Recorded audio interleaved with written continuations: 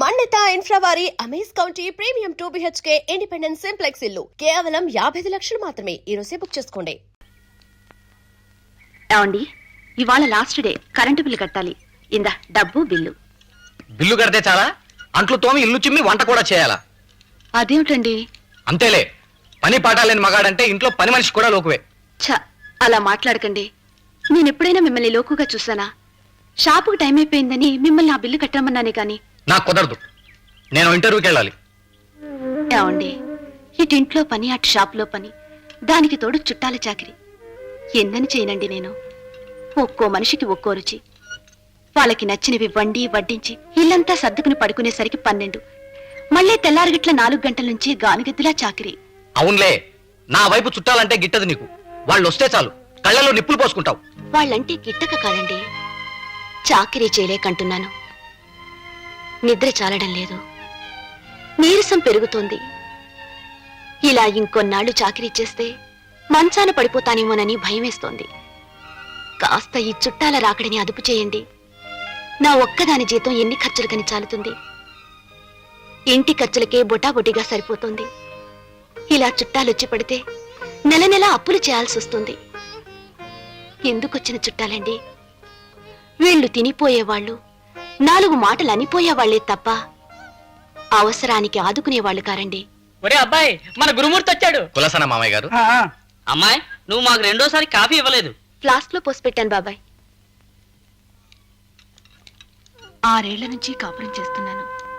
చుట్టాలు వస్తూనే ఉన్నారు. మీ ముందెప్పుడూ ఈ విషయం ఎత్తలేదు. ఇటు ఖర్చు విషయంలోనూ అటు చాకిరీ విషయంలోనూ ఒత్తిడికి తట్టుకోలేక ఇప్పుడు ఈ 4 ముక్కలు చెప్పాను. కరెంటు బిల్లు నేనే కడతానులేండి. పనిలో పని, ఆలస్యంలో ఆలస్యం. వస్తాను.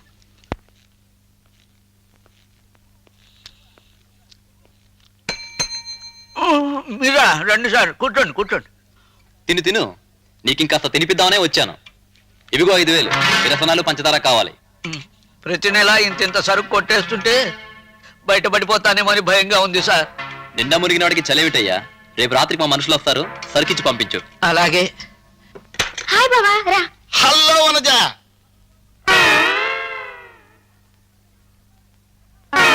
ఈ చెప్పులు సరాసరి వాడు లోపలికి వచ్చాడు. ఎవరైనా చెప్పులు చెప్పులు ఎవరై? Who is he? బాబా చెప్పులు. నువ్వు మాట్లాడదు. నువ్వు పిచ్చి పిచ్చి డొక్క తిరిగి సమాధానం చెప్పక నాకు. ఈ చెప్పులు ఎవరో చెప్పు. చెప్పంతే. చెప్పులు నేను ఊరుకోను. చంపేస్తానంటే నీ గుండెలు నిద్రపోతా. ఈ చెప్పులు ఎవరో చెప్పు. చెప్పు. కావాల్సిన మనిషి. చాలా నీకు బాగా కావలసిన మనిషి వనజ. వద్దు వనజ, నువ్వంత మాట అనకు. నా గుండె పేలిపోతుంది. నేను తట్టుకోలేను వనజ. చెప్పు, ఎవరతను? కావాలంటే వెళ్ళి చూసుకో, లోపలున్నాడు. లోపలున్నాడా రాస్కెల్? మావయ్య నువ్వా? ఇదేనా రావడం? కాదు, నిన్ననే వచ్చి వరద బాధితులకు ఇస్తున్న ఆహార పొట్లాలు తింటూ వీధుల్లో తిరిగా. అడగడం చూడు, ఇదేనా రావడం? ఆ చెప్పులు నీవేనా? నావి కావు. ప్లాట్ఫారం మీద ఎవరో విడిచి కాళ్ళు గడుక్కుంటుంటే ఎత్తుకుని పారిపోయి వచ్చా. అడగడం చూడు, చెప్పులు నీవేనా? భోంచేసావా మావయ్య? అబ్బే, మేం చెయ్యవురా. మేం భోజనాలు ఎందుకు చేస్తాం? మీరే పంచభక్ష పరిమాణాలతో భోజనాలు చేస్తారు. మేము గడ్డి గాదం, ఆకులు అలములు, పిచ్చి కాగితాలు, వాల్ పోస్టర్లు తిని బతుకుతాం. అడగటం చూడు. ఏమిటి, అమ్మాయిని తెగానుమానించి సతాయిస్తున్నావట? అంటే మావయ్య జాగ్రత్తగా చూసుకోమన్నావు కదా అని. పైగా ఒంటరిగా ఉంది, చిన్నపిల్లని. ఊళ్ళోనే ఉన్నావు కదా, అప్పుడప్పుడు వచ్చి చూసిపోమన్నానే గాని ఇలా నిమిషానికి వచ్చి కురుపు సలిపినట్టు సలపమలేదు. అయినా ఇంత అనుమానం పెరిగిపోయినా పింజారి వెధవా. నిన్ను నిలబెట్టి తగలయ్యా. నీ పిండం పిచ్చి కాకులెత్తుకుపోయి మురి గుంటలో పారయ్యా. మావయ్యకి నేనంటే ఎంత ఇష్టమో. చక్కగా డోరారా పింజారి వెధవా అని తిట్టాడు. నువ్వు ఒట్టి ఈడియట్వి బావా. ఈడియట్, ఇది ఇంకా బాగుంది. ఈడియట్ కొత్త ప్రయోగం. మరదల పిల్ల నన్ను ఈడియట్ అంది. ఓ మెట్టు పెంచింది. సరసన తెలిసిన గరసన మరదలు కదా, అలాగే అంటుంది. నా ఫేస్ చూస్తే అలాగే అంటుంది. మరి ఈడియట్ కదా, ఈడియట్ ని. అయ్యో, ఈడియట్ కదా, సైకిల్ మర్చిపోయా. ఈడియట్ ని, నేను ఈడియట్ ని.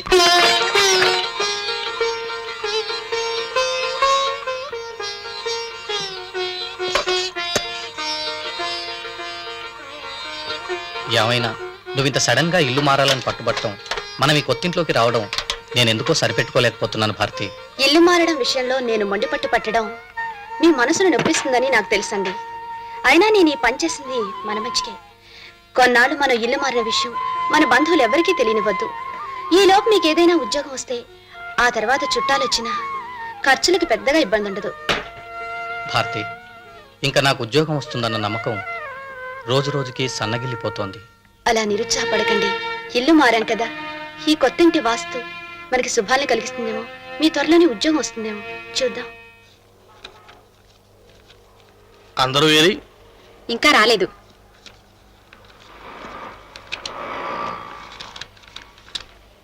ఏం కావాలి? నువ్వు కావాలి. రోజు రోజుకి నీ మీద నాకు మనసు పెరిగిపోతుంది దుర్గా. పాప మీ ఇంట్లో కూడా మీ ఆయన నిన్ను సరిగ్గా చూసుకోవట్లేదని తెలిసింది. ఓ మంచి హోటల్లో రూమ్ బుక్ చేస్తాను. సాయంత్రం షాప్ అయిపోయినాక అలా వెళ్దామేంటి? ఎవరితో ఏం మాట్లాడుతున్నావో తెలుసుకుని మాట్లాడు రాస్కెల్. పని చేయడానికి వచ్చే ఆడది ఏ పని చేయడానికైనా వస్తుందని భ్రమపడకు. ఇంకోసారి ఇలాంటి పిచ్చి పిచ్చి మాటలు మాట్లాడావో మర్యాద దక్క, జాగ్రత్త.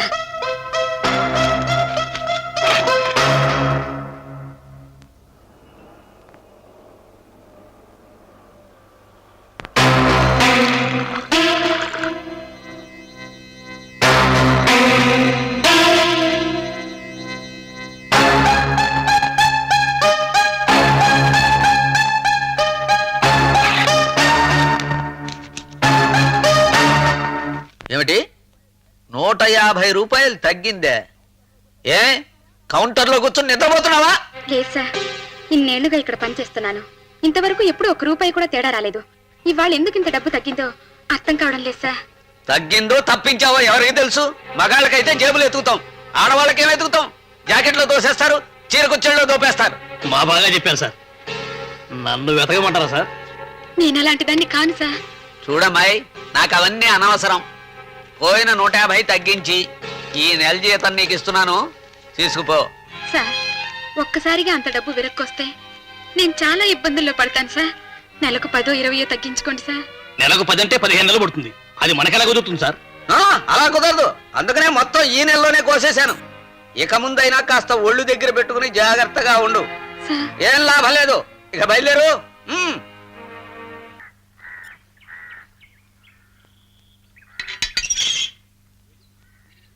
ఏది జీతం ఏది?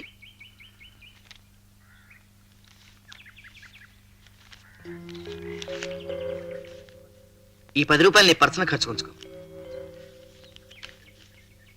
ఇదేమిటి 150 రూపాయలు తగ్గిందేమిటి? నిన్నే నా దగ్గరుండే క్యాష్ బాక్స్ లో క్యాష్ తగ్గిందండి. ఆ డబ్బుని నా జీతంలోంచి కోసేశారు. 150 రూపాయలు కోసేశారా? ఏమిటా, ఏమైంది? దుర్గకి 150 రూపాయలు జీతం తక్కువ ఇచ్చారమ్మా. తక్కువ ఇచ్చారా? ఆ, అయ్యో అయ్యో, ఈ నెల కేదారేశ్వర నోము నోచుకుందాం అనుకుంటే అసలు దీనికి నా నోములంటేనే పడరా అబ్బాయి. ఇదే ఆ డబ్బు దాచేసి తక్కువ ఇచ్చారని అబద్ధం ఆడుతున్నట్టుంది. భవాని, నోరు పారేసుకో. అమ్మాయి క్యాష్ బాక్స్ లో 150 రూపాయలు తగ్గాయి. ఆ డబ్బుని జీతంలో వెరగోసుకున్నారు. ముందు వెనక తెలుసుకోకుండా మాటలు మిగలకు. డబ్బెందుకు తక్కువ అవుతుందండి? అంత ఉల్లిపై తెలియకుండా కొట్టుకుంటుందా? 1, 2, 150 రూపాయలంటే మాటలా? అసలు దీనికి ఈ మధ్య సోకులు ఎక్కువైపోయాయండి. ఆ సోకులకి తగలేసిందా, ఏ సోగ్గాడి కోసం ఖర్చు పెట్టిందో? అత్తయ్యా, నోరు పాపిస్తారా? ఉచ్చనిచ్చే ఉండక్కర్లా. నోటికి ఎంత వస్తే అంత రేటువే. తప్పు చేసిందని వదిలేసి తప్పు పెట్టిన వాళ్ళ మీద విరుచబడతారే. బాగానే ఉంది మీ వరుస.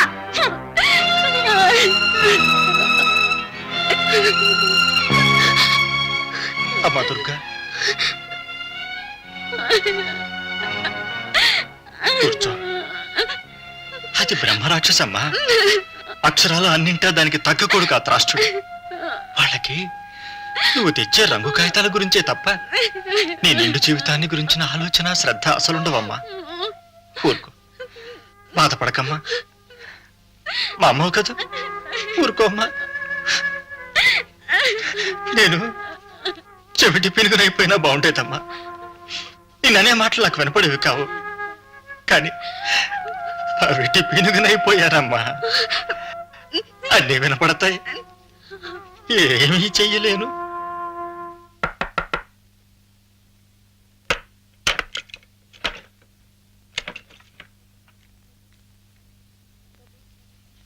గోపి, రైట్. ఎందుకు? రైట్.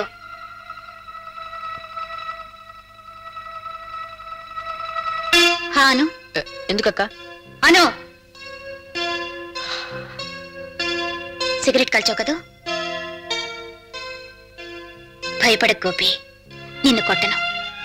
కొడితే నొప్పి తగ్గడంతోనే చెప్పిన మాట మరుపుకొచ్చేస్తుంది.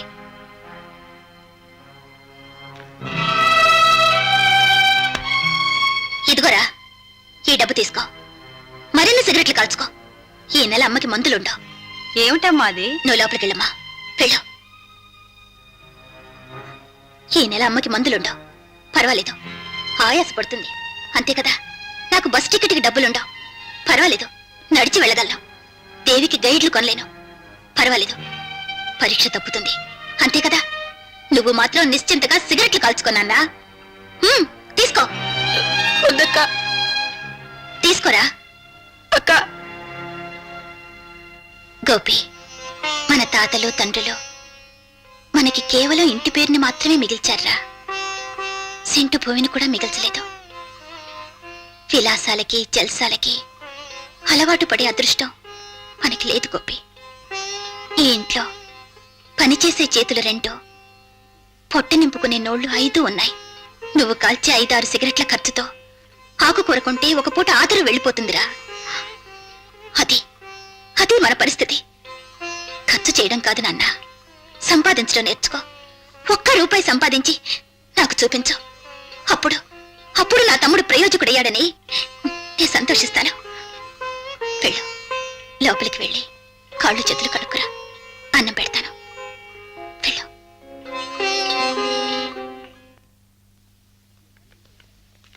ఎక్కడి నుంచే ఉత్తరం? మా మంజుని చూసి వెళ్ళిన పెళ్లివారు రాశారు. ఇప్పుడే వచ్చింది. ఏం రాశారు? పిల్ల నచ్చిందని రాశారు. కాకపోతే కట్నమే కాస్త ఎక్కువ అడుగుతున్నారు. ఎంత అడుగుతున్నారు? 25,000. ఈ రోజుల్లో ఆ మాత్రం కట్నం కూడా ఇవ్వకపోతే మంచి సంబంధాలు దొరకవు హేమా. నిజమే అనుకో, కానీ నా దగ్గర అంత డబ్బు లేదే. ఎప్పుడో మాకున్న కాస్త పొలం అమ్మిన డబ్బు, నేను కొద్దిగా దాచుకున్న డబ్బు అంతా కలిపి 15,000 దాకా బ్యాంకులో ఉంది. కట్నానికి 10,000 తగ్గాయి. ఇక పెళ్లి ఖర్చు, లాంఛనాలు ఎంత లేదన్నా ఇంకో 10,000 అవుతాయి కదా. అవును, అవుతాయి. ఏ వస్తువును ముట్టుకున్నా మండిపోతుందాయి. మంచి సంబంధం వదులుకోవడానికి మనసప్పడం లేదు. పెళ్లి చేయడానికి చేతిలో డబ్బు లేదు. ఓ పని చేద్దాం హేమా, మీ భాస్కరం గారు పనిచేసేది బ్యాంకులోనే కదా, ఆయనేమైనా అప్పిస్తారేమో కనుక్కుందాం. వద్దే, ఆయన అడగటం బాగుండదు. ఇందులో తప్పే ఉందే, వీలవుతుందేమో అడిగి చూద్దాం. మనం అడిగేది ఓ శుభకార్యం కోసం కదా. ఏమిటి ఇక్కడ అడంగుల చర్చ? ఏ గోళ్ల రంగు మంచిది, ఆవకాయ పెట్టడం ఎలా, ఏ రంగు చీరకి ఏ ఫాలైతే బాగుంటుంది, అంతేనా? అసలు మీరు పని చేయడానికి వచ్చారా, పేరంటానికి వచ్చారా? వెళ్ళండి, పని చూసుకోండి. పని.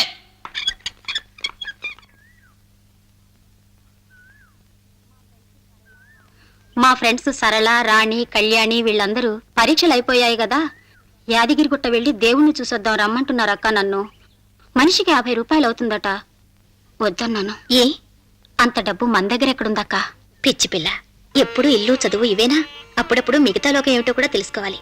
నువ్వు వాళ్ళతో వెళ్ళిరా, నేను డబ్బిస్తాను. అంత డబ్బు? ఒక 30 రోజులు మా షాప్కి నడిచి వెళ్ళొచ్చేసానంటే ఆ డబ్బు మిగులుతుంది. ఇన్నేళ్లలో నువ్వు మొదటిసారిగా నన్ను ఒక 50 రూపాయలు అడిగావు. అది కూడా ఇవ్వలేకపోదమ్మా ఈ అక్క. నువ్వు వెళ్దుగాన్లే. అదేమిటి ఇప్పుడు ఈ పెళ్లి ఖర్చు అవి పెట్టుకుని 50 రూపాయలు తగ్గితే పెళ్లి ఆగిపోదమ్మా. లేవకండి, చూడముచ్చటగా ఉంది. లేవరా, కూర్చోండి. మా ఇల్లు మీకు మీ కొలీగ్ వనజ గారు మీ అడ్రస్ ఇచ్చారు. అలాగా అమ్మా, ఈయన భాస్కరరావు గారని మా షాప్ పక్కనే ఉన్న బ్యాంక్ లో ఆఫీసర్. మా అమ్మగారు. నమస్తే. మా చెల్లెళ్ళు మంజు, దేవి, తమ్ముడు గోపి. మంజు, కాఫీ. ఇప్పుడే వద్దు ప్లీజ్. మీ చేత ఈ కాగితాల మీద సంతకం చేయించి తీసుకెళ్దామని వచ్చాను. ఏమిటవి? వనజ గారు మీ పరిస్థితి అంతా నాకు చెప్పారు. మీ మంజు పెళ్లికి 20,000 కావాలట కదా, ఆ డబ్బు మా బ్యాంకులో అప్పుగా తీసుకోవడానికి అప్లికేషన్ ఇది. నాకంత డబ్బు అప్పిస్తారా? గ్యారంటీ సిగ్నేచర్ నేను పెడతాను, సెక్యూరిటీ నేను ఇస్తాను. మీరెందుకు ఇంత రిస్క్ తీసుకోవడం? మీ భారాన్ని కొంత తగ్గించడానికి, జరుగుతున్న శుభకార్యంలో నా ప్రమేయం ఉందని తృప్తి పడ్డానికి. యు ఆర్ గ్రేట్ భాస్కరం గారు. Thank you very much. సంతకం పెట్టండి. ఇదిగో.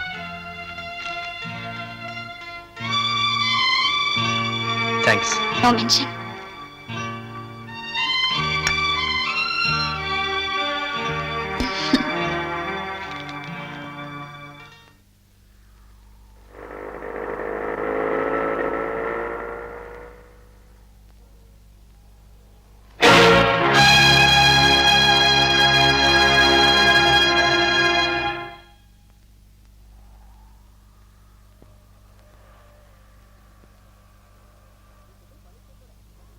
ఈ చెప్పులు పాలిష్ కూడా.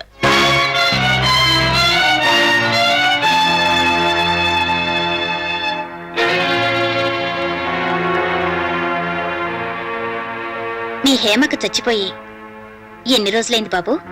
అక్క, అవునయ్యా, పాపం మీ అక్క చచ్చిపోయింది కదా, తిండి గడవక ఇలా బూట్ పాలిష్లు చేసుకుని బ్రతుకుతున్నారు. కాదక్క, చిన్నక్క పెళ్లి కోసమని నువ్వు ఒక్కదానివి ఎంత కష్టపడుతున్నావు, పైసా పైసా ఎలా కూడబెడుతున్నావు నేను చూస్తూనే ఉన్నానక్క. రోజుకి రూపాయిన ఆదా అవ్వాలని మీ షాప్కి నడిచి వెళ్ళొస్తున్నావు. నేనేం చేసి సంపాదించినా నా డబ్బుతో పెళ్లి వారికి అన్నం పెట్టలేనక్క. కనీసం ఆ అన్నం వడ్డించేందుకు విస్తరాకులైనా నా సంపాదనతో నేను కొనిద్దామని.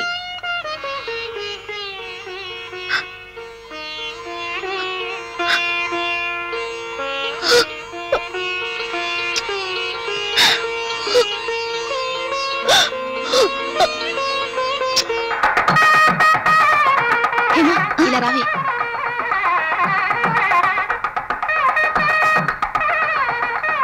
ఏమిటే మగపిల్లి వారు గొడవ చేస్తున్నారు. ఎందుకని? మంజు వాళ్ళ అత్తగారికి 8 మంది అన్నదమ్ములున్నారట. వాళ్ళందరికీ పంచల చాపులు పెడితేనే గాని పిల్లాన్ని పీటల మీద కూర్చొనివ్వం అంటున్నారు. అవునమ్మాయి, నా తోడబుట్టిన వాళ్ళు మా బాబాయ్ గారి అబ్బాయిలు అందరూ కలిసి నాకు మొత్తం 8 మంది అన్నదమ్ములు. పెళ్లి కొడుకు మేనమాలకి కనీసం పంచల చాపలు కూడా పెట్టకుండా తూతు మంత్రం పెళ్లి చేస్తా అంటే ఎలాగా?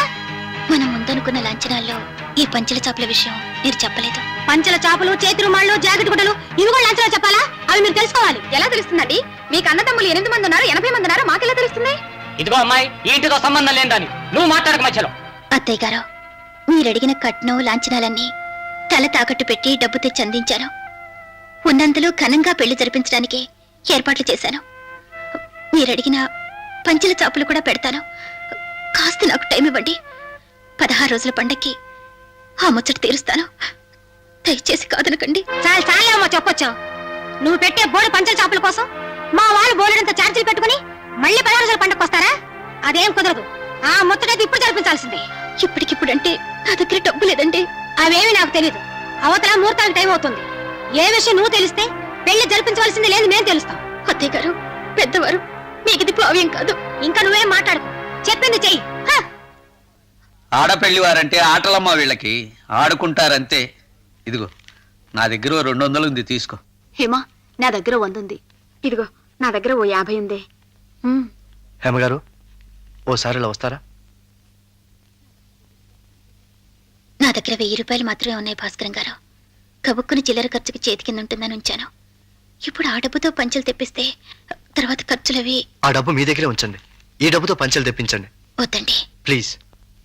మీ దగ్గర తీసుకున్న ఆ అప్పు మళ్ళీ ఇప్పట్లో తీర్చలేనండి. నా రాబడి నాకు తెలుసు కదా. తీర్చొద్దు. అసలు ఇది అప్పు కాదు, మీ చెల్లెలికి నా తరఫున పెళ్లి కానుక. నాకు అక్క చెల్లెలు ఎవరు లేరు హేమగారు. ఈ సంబరం చూస్తుంటే తను నాకు ఆ వరుస కాకపోయినా నా చెల్లెలు పెళ్లి జరుగుతున్నంత ఆనందంగా ఉంది నాకు. మీ సుఖం నాది, మీ సంతోషం నాదని ఇదివరకు ఒకసారి చెప్పాను కదా. మీ సంతోషంలో నన్ను పాలు పంచుకొనివరా? అంత స్వార్థం పనికిరాదు హేమగారు. తీసుకోండి ప్లీజ్.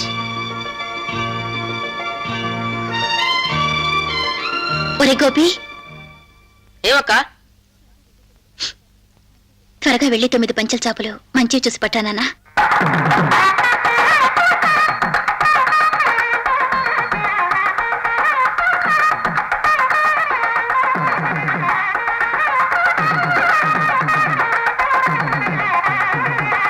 ఇంకోటి మిగిలిపోయిందక్క. అది ఈ పెళ్లి ఆగిపోకుండా అడ్డుపడిన అమృత హృదయలో భాస్కరం గారికి పెట్టు. అబ్బే, నాకెందుకండి? గోపి,